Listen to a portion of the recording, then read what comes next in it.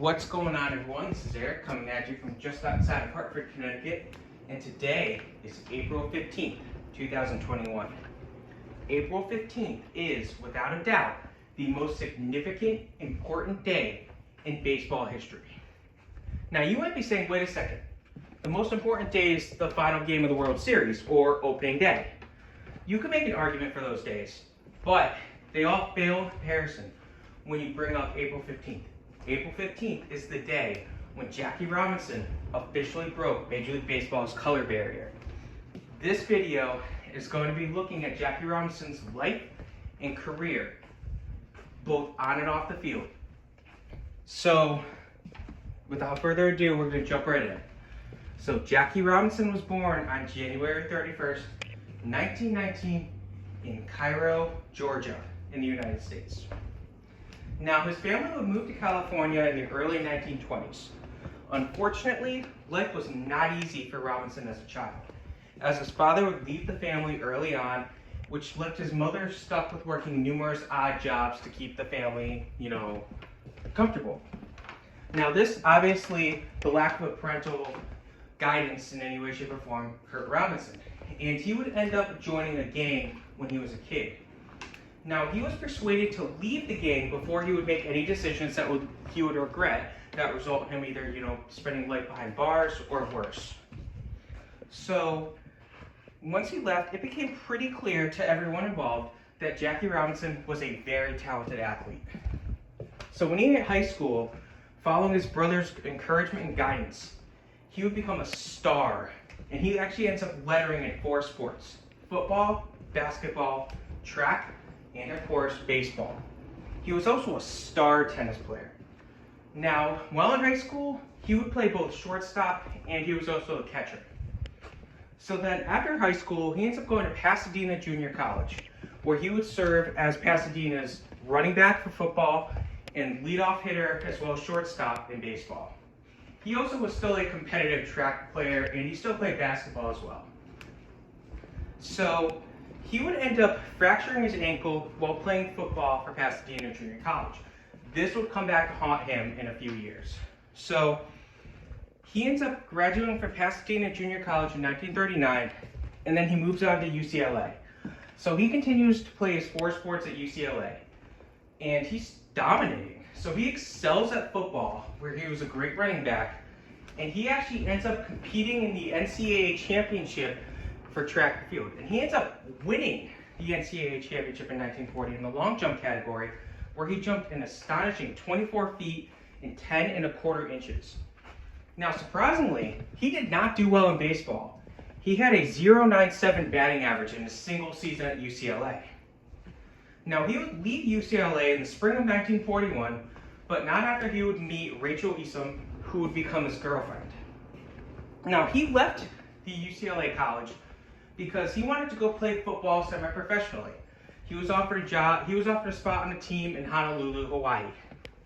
Now, just before Pearl Harbor, he would leave the Honolulu team to join the LA Bulldogs, who were one of the better semi-professional football teams in the area at that time.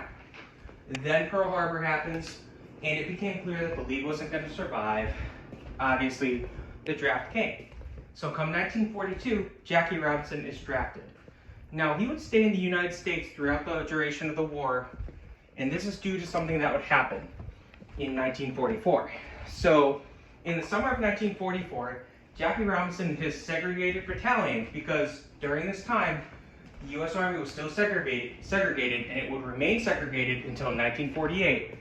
Robinson and his battalion were getting ready to go, and they're getting ready for action.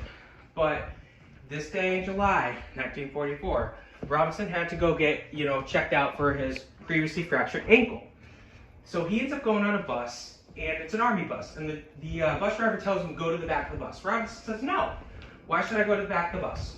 The bus driver backs down, but Robinson's immediately kind of detained when he gets off the bus, and he ends up getting court-martialed for this, for insubordination, so they say. So his battalion would end up going to fight overseas, but he was unable to join them as he awaited the hearing for his court-martial charges. Now, he ends up getting acquitted of all charges, which there are a bunch of garbage charges thrown in there too, like public drunkenness. So it became clear that Robinson just was getting hated on. So after this, he can't go overseas because he had been court-martialed, and he ends up becoming one of the coaches in Army athletics until November of 1944, when he gets honorably discharged. So he would return to play semi-professional football for the LA Bulldogs, but he would quickly leave to take up a job as athletic director at Samuel Huston College in Austin, Texas. So he would end up coaching the basketball team there for the 1944-45 season. Now, this team wasn't particularly successful as it was a smaller college and it failed to attract numerous recruits, but Robinson had gained a lot of respect as a, very good competitive coach. So he would leave this job in 1945 to pursue a baseball career with the Kansas City Monarchs of the Negro League. Now, he had a strong showing in 1945 in the Negro Leagues where he batted .387. This, coupled with his solid power and speed combination, was enough to get Robinson a part in the All-Star game, where he didn't do well, but it's the All-Star game. So now Robinson would receive interest from MLB teams as well. Now the Boston Red Sox would host him along with a few more African-American players for a tryout. Unfortunately, this tryout was a farce as the Red Sox just hoped to get a few, they wanted to get some people off their backs who were saying, you need to host, you're being racist. The Red Sox would go on to be the last team to integrate, just so everybody knows. Just want to put that out there. Now this really upset Jackie Robinson. He felt like he was a pawn, he had been used, which he had been. So Branch Rickey, general manager of the Brooklyn Dodgers, expressed real interest in Jackie Robinson. So Rickey and Robinson had a 3-hour meeting in which Rickey would vet Robinson to make sure he could handle the racism and bigotry that he would face if he ever made it to the big leagues. Robinson had asked him, quote, "Are you looking for a Negro who was afraid to fight back? Question mark," end quote. And then Rickey responded that he needed a Negro player, quote, "with the guts enough not to fight back," end quote. In other words, he wanted a guy who had guts, determination, and grit, but he knew better than to fight back. Because obviously, if the first African-American player in baseball all of a sudden started trying to fight and got numerous fights, it would reflect poorly on Robinson and his race as a whole. So, after Robinson agreed, the two of them agreed to a contract that would pay Jackie Robinson $600 a month. Now, Robinson and Rickey publicly would announce the deal, but this would actually upset some of the well-known African-American players in the Negro Leagues, such as Satchel Paige and Josh Gibson. Many felt that Robinson was not the best African-American talent and were thus upset. Larry Doby, who was actually the second black player to reach the MLB, stated, quote, "One of the things that was disappointing and disheartening to a lot of the black players at the time was that Jack was not the best player. The best was Josh Gibson. I think that's one of the reasons why Josh died so early. He was heartbroken," end quote. Now, of course, Doby didn't represent every single African-American player, but he did represent a good portion of them. And if you saw the Satchel Paige player bio, Paige was not going to take, any racism or bigotry lightly. He would have charged the stands. So it made sense that they wanted someone who would be a little more quiet about it. Now, in February of 1946, Robinson would marry his then-girlfriend, Rachel Isom, and the two of them would live together again, or would live together and be together through the rest of Robinson's life. So, 1946 was Robinson's first season playing in the Major League system. Now, immediately he was met with racism. He was sent to AAA to play for the Montreal Royals for spring training in Florida. Now, his coach at the time, the manager, basically pleaded to not have Jackie Robinson on his team. He said, "I don't want him, please send him anywhere but here." GM refused, so he quote unquote had to deal with Robinson, So the locals in Florida were not happy with Jackie Robinson. They didn't want to have Jackie Robinson there. So a lot of the teams just refused to have Robinson play. And the police basically said, if you have, we're not going to help protect him. We're going to let whatever happens happen. So he doesn't play a minor league exhibition game until March 17th of 1946. And this was essentially because the Dodgers and the minor league team had to plead for everyone to just let them play, let Robinson play. So this ends up being nothing great, but nothing horrible for Robinson.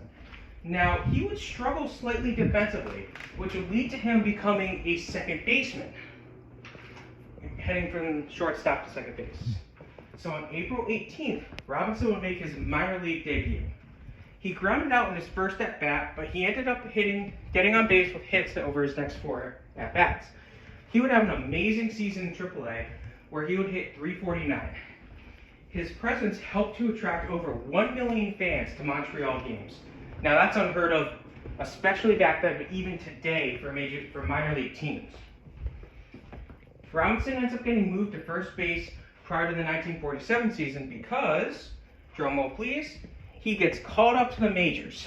Now, he's called up to the majors about 5 days before the season was set to begin. And on April 15th, 1947, Jackie Robinson would make his MLB debut in a game against the Boston Braves. Over 26,000 people, more than 14,000 of which were African American, would show up to that game. He may not have recorded a hit in his debut, but he did draw a walk and he scored a run. Now, Robinson faced racism from his own teammates early on, as well as, of course, the opposition and fans. So, management would put an end to this quickly, when the club's manager essentially told anyone who threatened to hold out that they would be traded if they did not comply and, embrace Robinson as a teammate. This, of course, scared all of them, and they said, okay, yes, sir, we understand. Jackie Robinson's our teammate. Now, of course, one guy who always stands out whenever you're reading about Jackie Robinson is Pee Wee Reese. Now, he allegedly went up to Robinson. He was getting heckled. Pee Wee Reese put his arm around Robinson's shoulder. So I do have to give Pee Wee Reese a shout out for that. He stood out very quickly. So other teams obviously were not happy with Jackie Robinson breaking the color barrier either. The St. Louis Cardinals actually would threaten to go on strike if Robinson took the field against them. And they claimed that they would get a bunch of other players from all the NL teams to join them. So NL President Frick Ford stated, quote, "I do not care if half the league strikes. Those who do it will encounter quick retribution. All will be suspended, and I don't care if it wrecks the National League for 5 years. This is the United States of America, and one citizen has as much right to play as another," end quote. So this essentially led to this whole, no one said they were going to strike. What strike? What are you talking about? So, yeah. Now, players and managers, they knew they couldn't strike. They'd be done. They'd be suspended. So they just dealt with it. But it didn't stop them from being racists and attacking Robinson for the color of his skin. So one player, or one person in particular that really tried to get under Robinson's skin was Ben Chapman, who was a manager for the Philadelphia Phillies. And he would berate Robinson with numerous racial taunts in a game, none of which will be repeated here for obvious reasons. If you really want to see it, we'll get the movie 42, watch the movie 42, you'll appreciate Jackie Robinson's story even more so. So, what this ends up doing is this ends up unifying the Dodgers, according to their GM, Branch Rickey, as they saw Robinson as a man who was being attacked for something that was not in his control. So, despite all of the hate, Robinson had a very strong rookie season, where he would finish with a .297 average, 125 runs, 12 home runs, and 48 RBIs. He also led the league with 29 stolen bases. For this, he was awarded the first Rookie of the Year award. So, very impressive. Very impressive. Robinson was moved back to second base prior to the 1948 season. He continued to play well there, ending the season with a .296 average, 108 runs, 85 RBIs, and 22 stolen bases. After the 1948 season came to an end, Robinson would talk to a man who was tied to the Dodgers at the time, Hall of Famer George Sisler, and he asked him for help batting, as Robinson hoped to increase his batting average. Sisler agreed to help. As part of his training, Sisler taught Robinson how to anticipate a fastball for every pitch, as it was possible to adjust to a slower off-speed pitch if you were expecting a fastball, whereas it wasn't possible to adjust if a fastball is coming at you when you're expecting a curveball. You're going to swing and be late or earlier, you're not going to get a good hit off of it. So he also helped Robinson hit the ball to right field. Did the training work? Yes. Robinson would improve his batting average in 1949 to .342, which led the NL. He also stole 37 bases that year, while also contributing 122 runs and 124 RBIs. The Dodgers would win the NL pennant that year, but they would fall to the New York Yankees 4-1 in the World Series. Robinson would win the MVP award for his efforts in 1949. Now, Robinson's play led to a pay increase for 1950, where he would make $35,000. Now, this was actually the biggest salary ever paid to a Dodger at that point in time. So, 1950 saw the release of the movie The Jackie Robinson Story, which focused on Robinson's life and career in baseball, and Robinson actually acted and portrayed himself in the movie. So, Robinson had a strong year in 1950, where he would hit .328, scoring 99 runs, batting in 81 RBIs, and stealing 12 bases. After the season, GM Branch Rickey was essentially forced to leave the team. There was a whole power struggle with him and the owner, and it became clear that he wasn't going to be reelected as president, GM, so he said, all right, I'm just going to leave. He took another job, bought himself out of the team.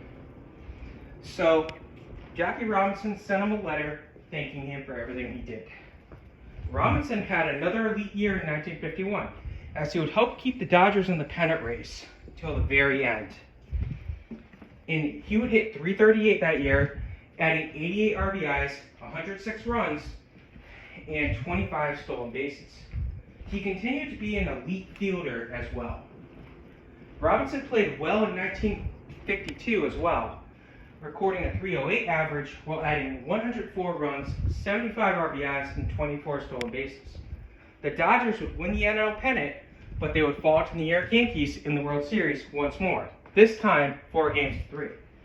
Robinson would end up becoming a utility player in 1953, as basically what happened is the Dodgers got another player, they left him at second base, so they moved Robinson around. They had him play first, second, short, third, and left field.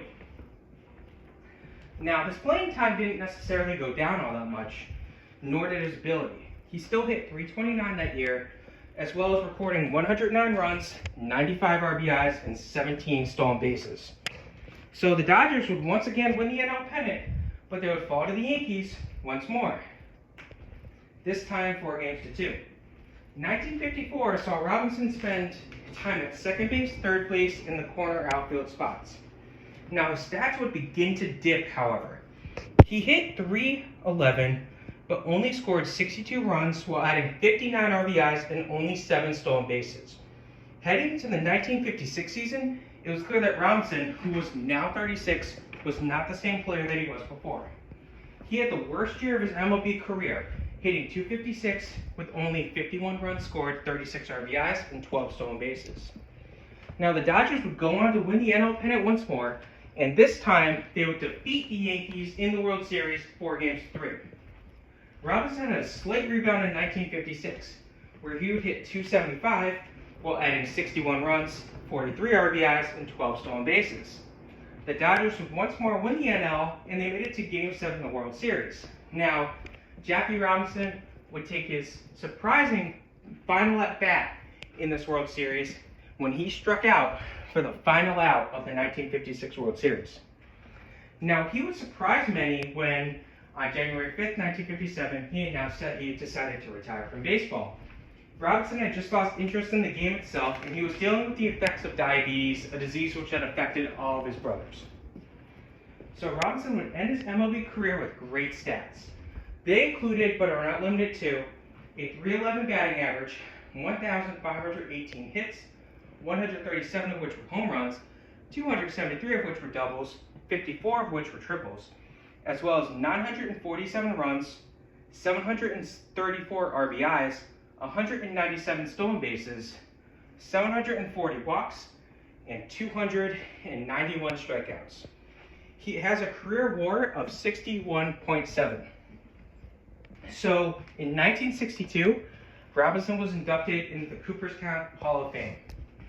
Now, he would serve as a sportscaster for ABC's Major League Baseball Game of the Week broadcast in the 1965 year. becoming the first African American to do so. On June 4th, 1972, Robinson's number 42 was retired by the Dodgers. Outside of sports, Robinson remained an important figure in public life. He was very big on African American rights, civil rights, equality for all. He always was, ever since the day he retired and before that. So, he would actually end up taking over the role of Vice President of Personnel for the company Chock full of Nuts, which is a coffee company. He would remain in that role from 1957 until 1964. He served on the NAACP's board as well from 1957 to 1967. Now, he was very vocal about seeing Major League Baseball, add more minority managers. He wanted to see a minority manager. Unfortunately, he did not get to see one in his lifetime. Now, in 1970, Robinson established the Jackie Robinson Construction Company, which focused on building houses for low-income families. Jackie's wife, Rachel, pursued a career as an academic nurse after Robinson retired from baseball. She would become an assistant professor at Yale School of Nursing, and she would also serve as the director of nursing at the Connecticut Mental Health Center. Now, unfortunately, Jackie Robinson's complications with diabetes as well as heart disease continued into his life. And by 1970, he was almost blind due to these complications. He would pass away from a heart attack on October 24th, 1972 in North Stamford, Connecticut. Now, Rachel would continue his legacy, and she still does to this day. In 1987, Major League Baseball decided to rename the Rookie of the Year Awards to the Jackie Robinson Rookie of the Year Awards to honor their first Rookie of the Year. 24 years ago today, on April 15th, 1997, Robinson's number 42 was retired league-wide. This became the first number to be retired for one player across all sports, or across all teams in a single sport. So a few players were allowed to keep their numbers, the number 42, and the last of whom was, of course, Yankees reliever Mariano Rivera, as they were grandfathered in. April 15th is Jackie Robinson Day in Major League Baseball. So all players and personnel wear the number 42 to honor Jackie Robinson for all he did both on and off the field. Robinson was an amazing man on and off the field. Of course, he was great. He was the man who broke the color barrier. He was a great hitter. Regardless, he could do all. He could do it all. And of course, he was a Hall of Famer. So we heard the stats. What awards did Robinson win? So despite the short career, he was a 6-time All-Star. He was a 1-time NL MVP, 1949. He was a 1-time World Series champ. He was the 1947 Rookie of the Year. He was a 1-time NL batting champ, 1949. He was the 2-time NL stolen base champ, 1947 and 1949. His number is retired throughout all of baseball, and of course it was retired by the Dodgers before that. And he's a member of the Major League Baseball All-Century team. Of course, he's also a member of the Cooperstown Hall of Fame for Major League Baseball. So when you're watching baseball today, please understand that every jersey dons the number 42 for a very important man. Not just to baseball, but to the world. Hope you guys have a great rest of your day. This was the Jackie Robinson player bio.